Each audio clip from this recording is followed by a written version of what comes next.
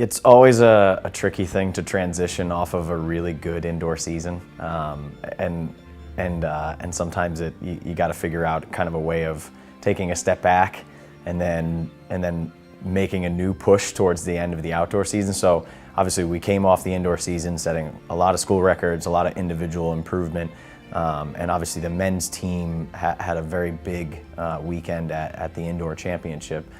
So really what we do is we just take a little bit of a break after indoors, really small, recollect ourselves, and then just keep doing the same things we did leading up to the indoor season that led to that success. So a lot of it is trust in the athletes that they're doing what they need to do, and another part of it is obviously trust in ourselves as the coaches. Obviously Matt, Erica, Christine, I have a lot of trust in them and what they're capable of doing. So we just stick to what we did that got us to where we were indoors, and we just do that on a bigger track.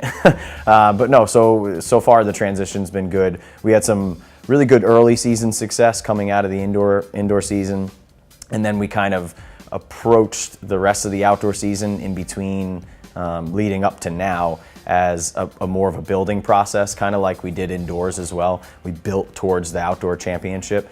So the last few weeks have been really where we've started to come around again. The first couple of weeks after indoors, you can just look and see there's a lot of training going on. It was an opportunity for us to kind of go back to work, put in some miles for the distance kids, put in a lot of technique and work in the weight room for the sprints, jumps, and hurdlers. So we look a little sluggish early, but then we start to taper off of that, and things are starting to really come around. So obviously Dennis is back to jumping PRs, and the Jess and Kalia on the women's side are back to jumping where they were outdoors last year. And then even you look at Anthony and Grace starting to come back around off of what they did at Florida Relay. So I'm excited about where we're at. I'm eager to see what new faces step up this weekend, and I'm eager to see how the people who had a lot of success indoors back that up outdoors. So all in all, we're in a really good spot. Similar goal as indoors is let our individual success drive our team success. We're not a huge team as far as numbers, but we have a lot of quality going to the meet. So we're going to obviously try and repeat what we did indoors for the most part. Obviously, some events we lose, some events we gain, but the goal is always the same: come out of there with multiple A10 champions and finish as high as we think we can maximize the points that we can score. Yeah, I mean, she's an interesting, a unique case as far as what I've seen. This is really probably one of the first people that I've seen improve so steadily season to season. Usually there's a lull somewhere. There's a point where you reach a level of training that just kind of takes away from the performance when you go to race. Just because you're trying to break through kind of that next ceiling of performance. But for Grace, it's really just been it's been a sole factor of how hard she has worked since she stepped foot in here as a freshman. So she's progressed. We've added some new things along the way to try and keep her racing and her training fresh, and it's stuff that I take in turn and start applying to the younger kids that are on the team now. So learning a lot from coaching her and watching her progress has helped me with her sisters, with Ibrahim, with the younger guys on the men's team. It's helped across the board. So for her, I think the nice thing is we did something different outdoors this year, which is we tried to race a little more sparingly than we did last year. So we went to Florida Relays, got a time out of the way for the NCAA meet, and then went to work for 4 weeks, training really hard and working on her hurdling and her steeple, her steeple work. And then obviously the end result is we see what she was able to do this past weekend at Penn Relays and put up the number 13 time in the country, which I would say it wasn't a surprise, but it was a very impressive performance, and it's something that I think she and I have been talking about for the whole year, and the goal at the end of the year, and that's a big step along that goal.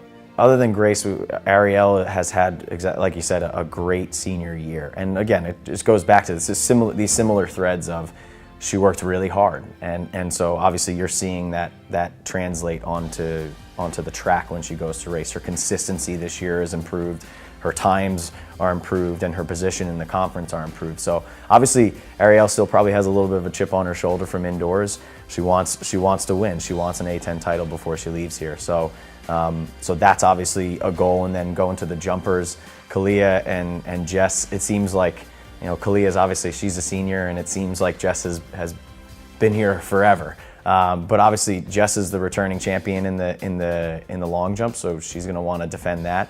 And then Kalia and Jess as a duo, this is kind of their last go round together. They always pull together at the right point of the year. Erica does a great job with her athletes of getting them ready for this meet. And so I have no reason to doubt that won't happen again, and I'm excited to see what they can do. Yeah, so obviously the guys are coming off of our best indoor since I've been here, and that's really exciting. Again, but it poses its own challenge. Okay, we've raised the bar for ourselves. How do we go and raise that bar again? Metaphorically speaking, but also Dennis, he's a high jumper. He's got to figure out how to raise that bar from what it took to win indoors to what it's going to take to win outdoors, because obviously the conference isn't gonna fold and say, okay, well, you guys did great indoors, here you go. We'll just let you do great again. So obviously, again, it stems that common thread from hard work. The guys have really put in the time.